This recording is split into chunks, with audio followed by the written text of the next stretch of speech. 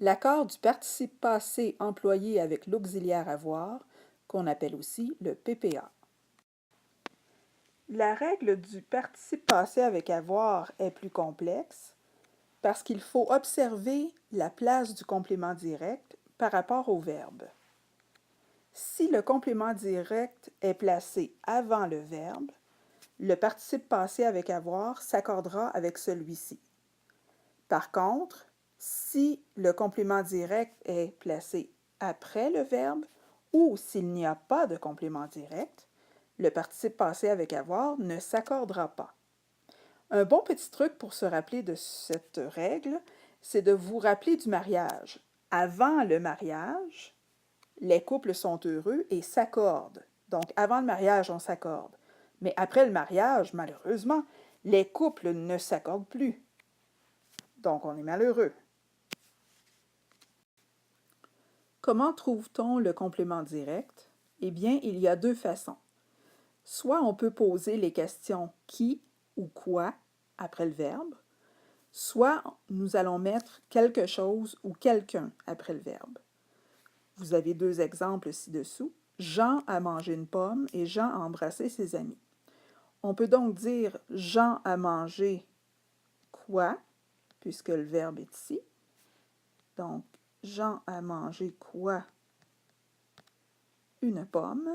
Et on peut aussi dire Jean a mangé quelque chose. Et dans les deux cas, nous aurons une pomme qui est le complément direct. Pour Jean a embrassé ses amis, donc nous allons identifier notre verbe qui est embrasser. Jean a embrassé qui? Ou Jean a embrassé quelqu'un. Dans les deux cas, ce sont ses amis qui est complément direct. Voici quelques exemples de compléments directs placés après le verbe, ce qui fait que notre participe passé avec avoir ne s'accorde pas. Vous vous rappelez du mariage? Dans le premier exemple, Jean a mangé une pomme. On prend la démarche, la stratégie que nous avons observée précédemment. Donc, Jean a mangé notre verbe. On fait notre petite barre. Jean a mangé quoi? Jean a mangé une pomme. Donc, le participe passé, manger, ne s'accorde pas puisque le CD est placé après. Dans le deuxième exemple, Marie a aiguisé ses crayons. Notre verbe est a aiguisé. On fait une petite barre. Marie a aiguisé quoi? Marie a aiguisé ses crayons. Le complément direct est placé après le verbe, donc on n'accorde pas le participe passé. Et dans le troisième exemple, Jean a embrassé ses amis. A embrassé est notre verbe, donc on pose la question tout de suite après. Jean a embrassé qui? Jean a embrassé ses amis. Même chose, le complément direct est après le verbe, donc embrasser ne s'accorde pas. Voici maintenant des exemples de compléments directs placés avant le verbe. Vous vous rappelez que lorsque le complément direct est avant le verbe, le participe passé avec avoir s'accorde avec celui-ci. Comme dans un couple, avant le mariage, le couple s'accorde très bien. Dans le premier exemple, la pomme que Jean a mangée était bonne. Nous allons commencer par repérer le verbe employé avec l'auxiliaire avoir, qui est donc ici, et notre participe passé, qui désigne le verbe, dans le fond, est manger. Nous allons aussi trouver le sujet parce que la question se pose beaucoup plus facilement lorsqu'on a trouvé le sujet. Donc ici, le sujet, c'est la personne ou la chose qui a fait l'action. Dans ce cas-ci, c'est Jean. Et avec nos deux morceaux, nous allons poser maintenant la question pour trouver le complément direct. Jean a mangé quoi? Parce qu'on mange quelque chose. Donc, Jean a mangé la pomme, mais la pomme est déjà sujet dans notre phrase de était bonne. Donc, pour remplacer notre pomme, nous avons ici le pronom relatif que et son antécédent est pomme. Comme pomme est féminin singulier, c'est donc pour cette raison que manger s'écrit et e. Dans notre deuxième exemple, les crayons que Marie a aiguisés, nous allons reprendre la même démarche. Notre verbe a aiguisé, composé de l'auxiliaire avoir et du participe passé qui est ici. Notre sujet qui est Marie. Maintenant, nous posons la question, Marie a aiguisé quelque chose. Elle a aiguisé quoi? Elle a aiguisé que, comme dans le premier exemple que nous avons vu, qui remplace les crayons. Donc, aiguiser s'accordera avec crayon masculin pluriel et prendra donc la marque du pluriel avec un S. Dans notre troisième exemple, ses amis, il les a embrassés. Nous avons notre verbe ici, embrasser. Notre participe passé se trouve ici.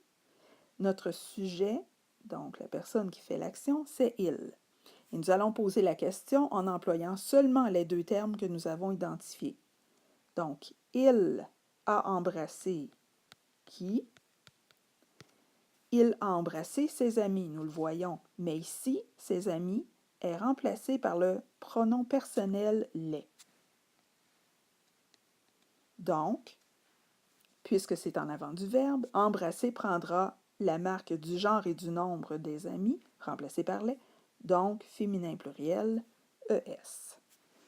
Et dans notre dernier exemple, nous avons le verbe employé avec l'auxiliaire avoir, donc ici, avons eu. Notre participe passé se trouve ici. Notre sujet est nous. Et maintenant, nous allons poser notre question. Nous avons eu quoi? Nous avons eu une belle journée. Donc, notre complément direct est placé ici.